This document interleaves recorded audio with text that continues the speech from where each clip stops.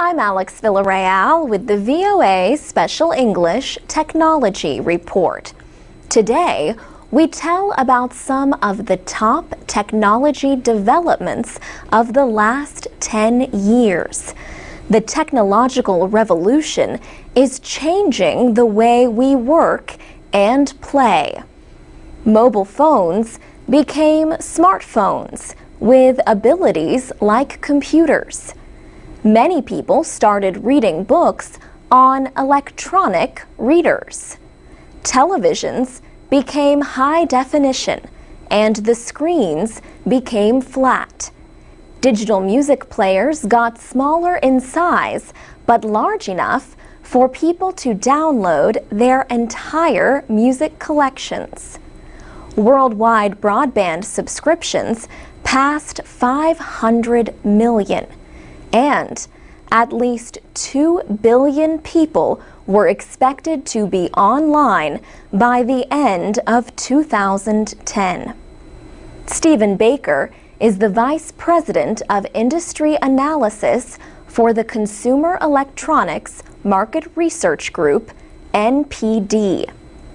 He says the technological developments of the 21st century have brought about some historic advances in consumer electronics. He said 10 years ago might as well be 100 years. If you look back at the way people interacted with electronics in 2000 and the way they interact with them today, there is no comparison. 10 years ago, there were no flat panel televisions.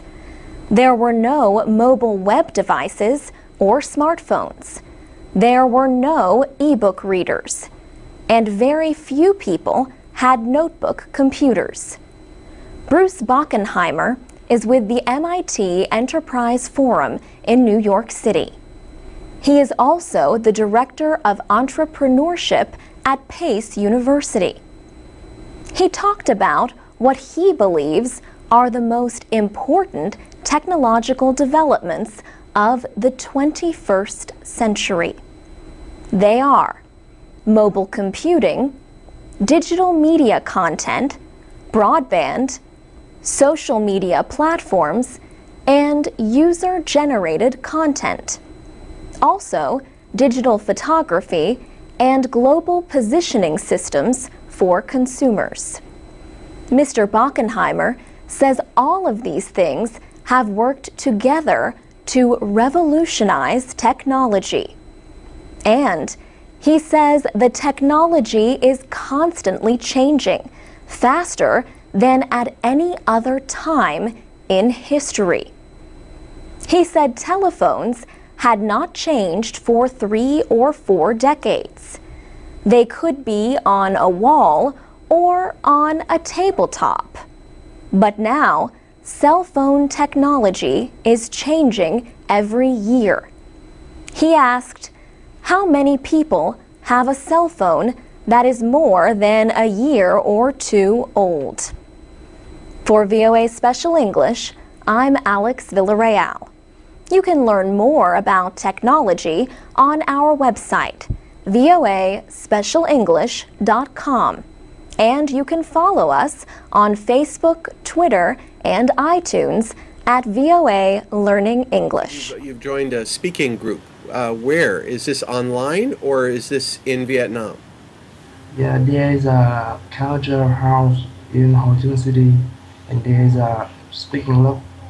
Yeah, I join him there every Sunday morning and evening.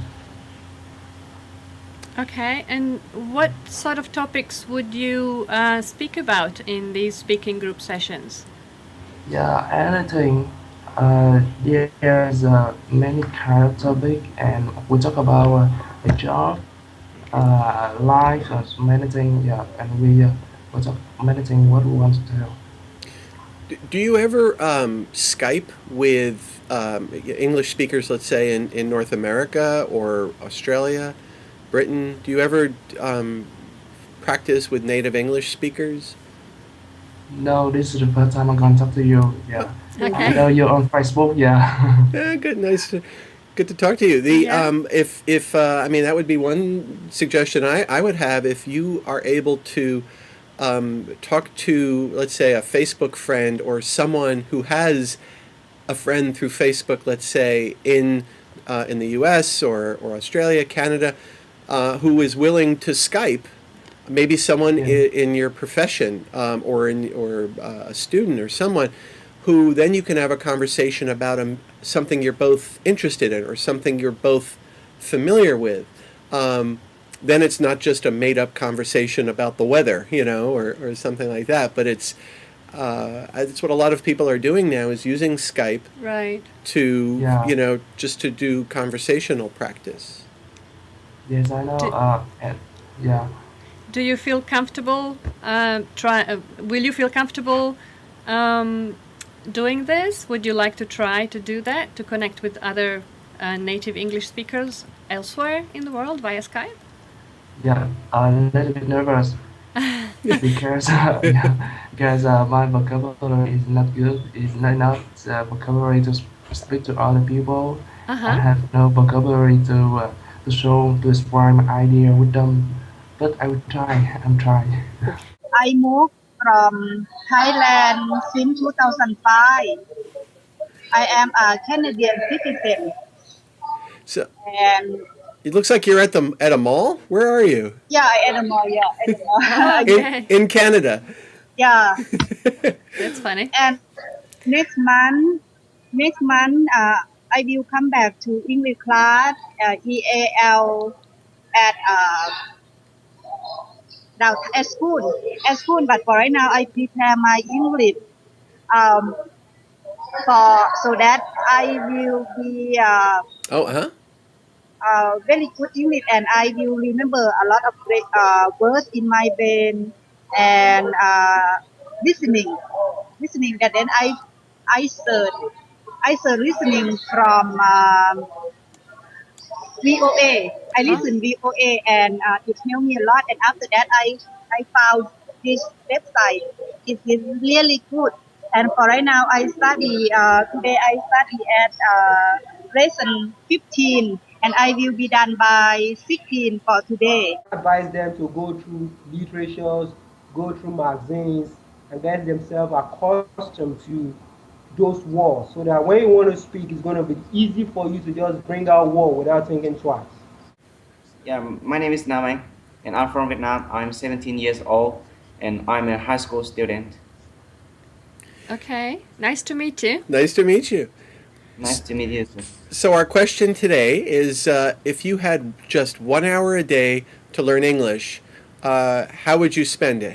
How would you make the best use of that hour? Uh, I will spend my time on listening English audio and learning vocabulary, and I write out to a notebook, and from I take words from Oxford uh, Advanced Learners Dictionary. Okay. So What sort of audio material would you listen to? What are something that interests you? Maybe something related to your hobbies, or something that you really need to do for school? What type of um, material would you listen to, and would it be something that you do at school, or you would do it sometimes at your own time? I just do it sometimes as my hobby. So Okay. yeah, when I have free time, and especially when I have time to learn English, so I'm listen to audio of VOA or BBC. Do you listen to some songs online, or do you listen to something on TV, maybe on other media? Yeah, I usually listen to Maroon 5 song. Maroon Oh, 5 Maroon, song. Maroon 5. I usually listen to the song, and then I go on internet and find the lyrics.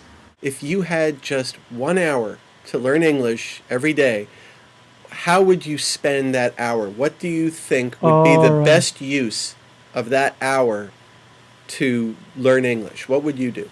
Well, I guess at the beginning I would read during 15 minutes.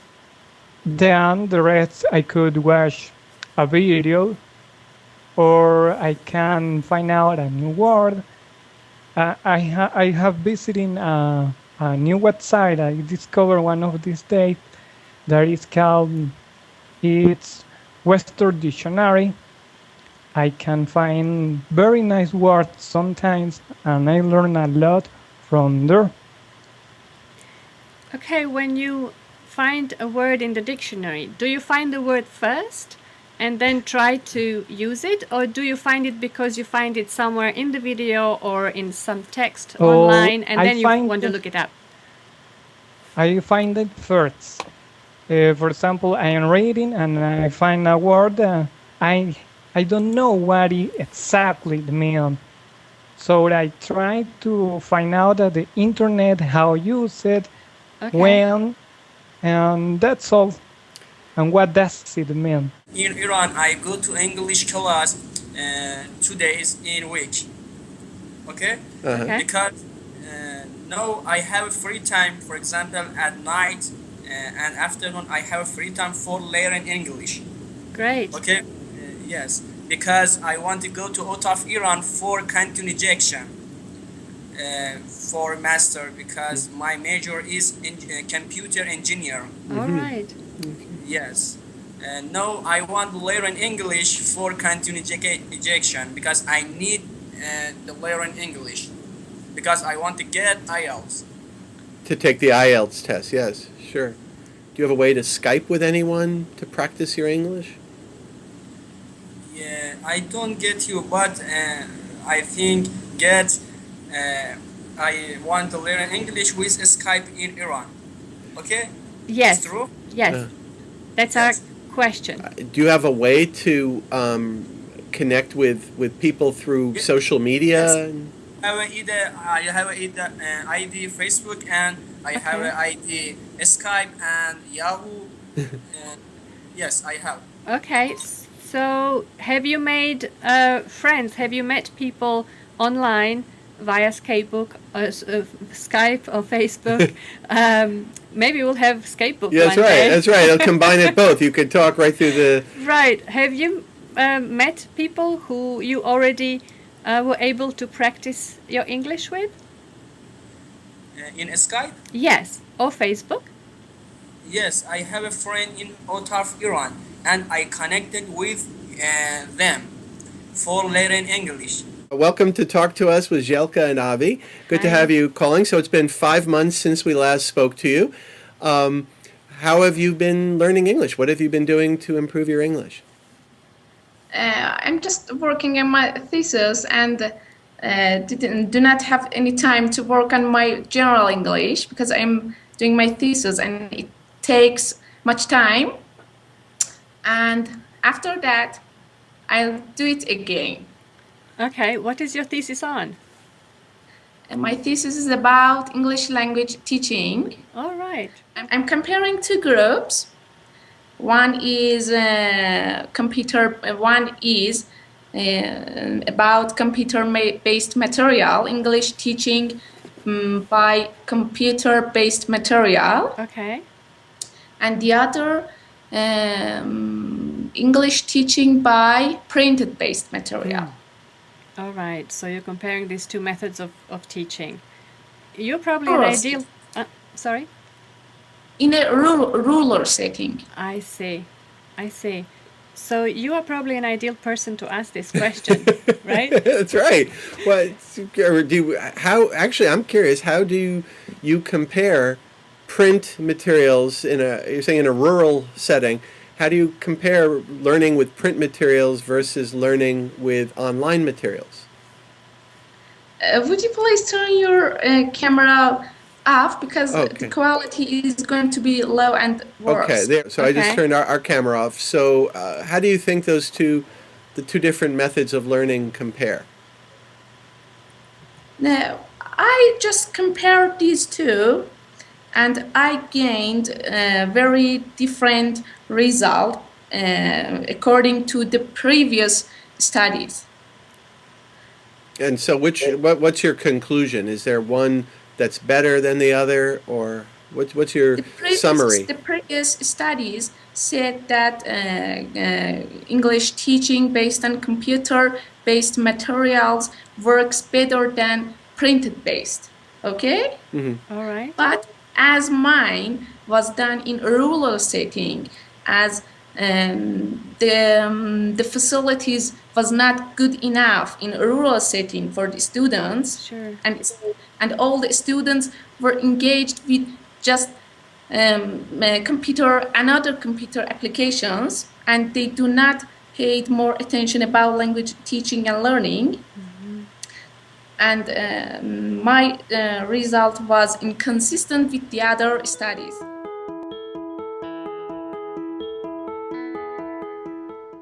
From VOA Learning English, this is the Technology Report. Internet activists and human rights groups are criticizing an order that requires blogs and social media sites in Vietnam to share personal information only. The order aims to ban social media users and bloggers from posting other information such as news stories. Local media reports say the decree states that such sites are not permitted to, quote, gather or summarize information from press organizations or government websites. Prime Minister Nguyen Thanh Dong approved Decree 72 in July. Internet activists say this is an attempt by the communist government to restrict freedom of speech. Rights groups say the decree's requirements are too broad and will be used to act against government critics. Others criticized a statement by Lê Nam Thang, the Deputy Minister of Information and Communications.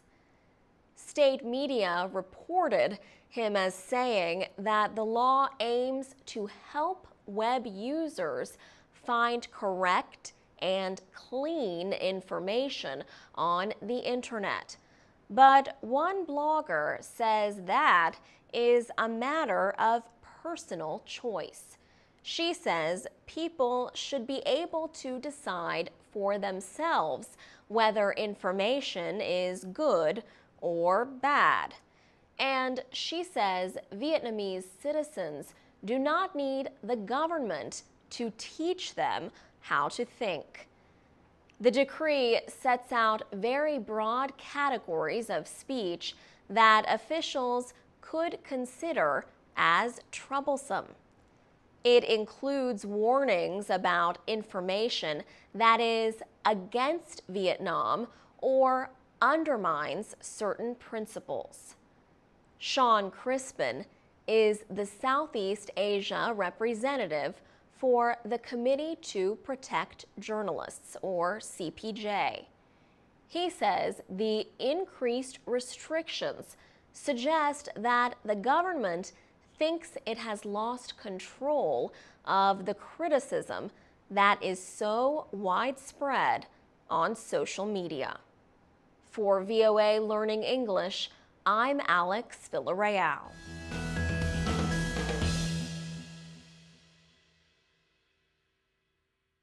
From VOA Learning English, this is the Economics Report in Special English. Many children first learn the value of money by receiving an allowance. The purpose of an allowance is to teach children about money. Children can learn how to manage money, especially at an early age, when financial mistakes are not very costly. The amount of money that parents give to their children to spend as they wish differs from family to family. Timing is another consideration. Some children get a weekly allowance, others get a monthly allowance. Parents should make clear what, if anything, the child is expected to pay for with the money. At first, young children may spend all of their allowance soon after they receive it. If they do this, they will learn the hard way that spending must be done within a budget. Parents are usually advised not to offer more money until the next allowance. The object is to show young people that a budget demands choices between spending and saving. Older children may be responsible enough to save money for larger costs like clothing or electronics. Many people who have written on the subject of allowances say it is not a good idea to pay your child for work around the home. These jobs are a normal part of family life.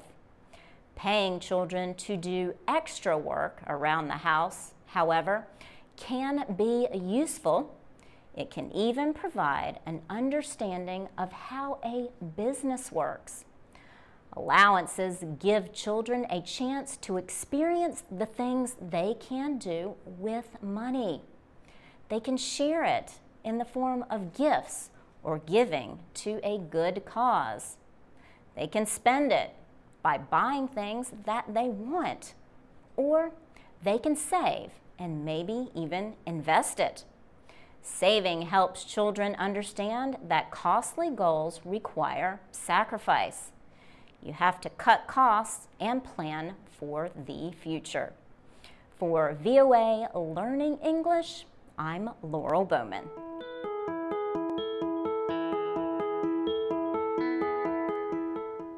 From VOA Learning English, this is the Health Report. The World Health Organization says there has been an increase in the number of children in developing countries who weigh too much. In African countries, the WHO says the number of overweight or obese children is 2 times as high as it was 20 years ago. Around the world, about 43 million children under the age of 5 were overweight in 2011. Doctors use height, weight, and age to measure whether a person is underweight, normal, overweight, or obese. Overweight and obese children are more likely to become overweight and obese adults. They are also at risk of developing health problems like diabetes and heart disease. Francesco Branca is the director of the WHO Department of Nutrition for Health and Development. He says governments should consider providing vitamins for children, and they should have policies on how food is marketed to children. But reducing the number of overweight children will not be easy. The goal is difficult to meet, even in wealthy countries. Experts say lowering obesity rates is especially complex in countries that also have high rates of infectious diseases.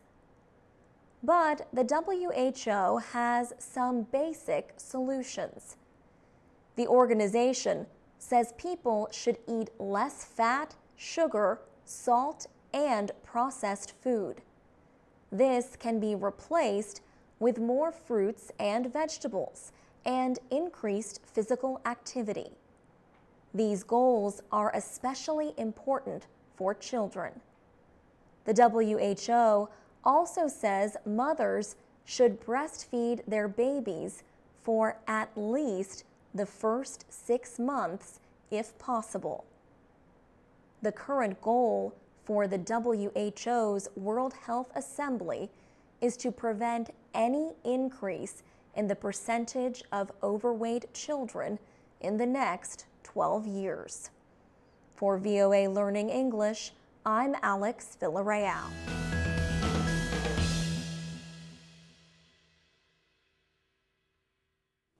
This is the VOA Special English Agriculture Report. George Ballas of Houston, Texas, lived a long life. He was a businessman and property developer, a university lecturer and author, a dancer and dance studio owner whose son Corky and grandson Mark followed in his footsteps into the dance world.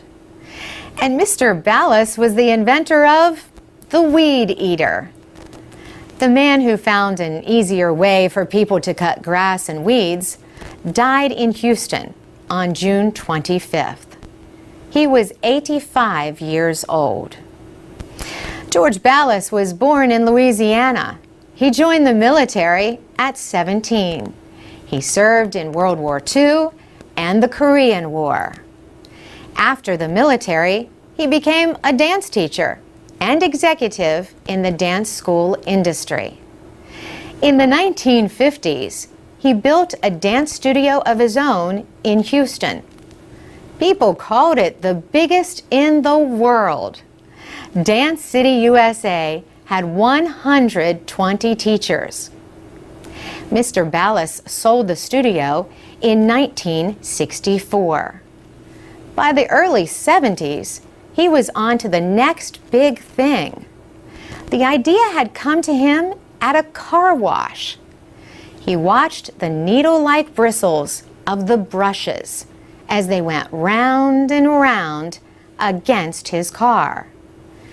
Could a similar idea be used to cut grass in places out of reach of someone pushing a lawnmower?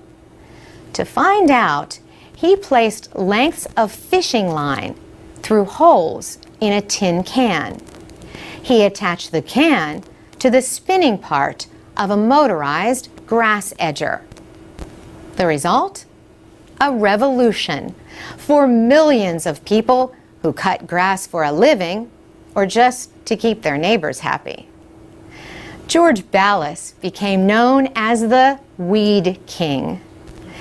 And he once told the Houston Chronicle, "A weed eater comes along once in a lifetime." His invention grew into a company which he later sold. Today, his idea lives on in a new generation of string trimmers and edgers that people often call weed whackers. The noise may not be the nicest, but neither is a loud mower. Trimmers work well in corners and along walls and fences. They also avoid the use of chemicals and the labor of pulling weeds by hand. Of course, in the wrong hands, a weed whacker can do damage like any other power tool. The high-speed cutting line can whack pieces out of trees, wood fences, stone surfaces, or bird baths. In 1952, George Ballas married Maria Luisa Miralanda, a flamenco dancer and film actress. They were together for 59 years until his death. For VOA Special English, I'm Carolyn Presutti. You can find Voice of America's daily news and information service for people learning English at voaspecialenglish.com.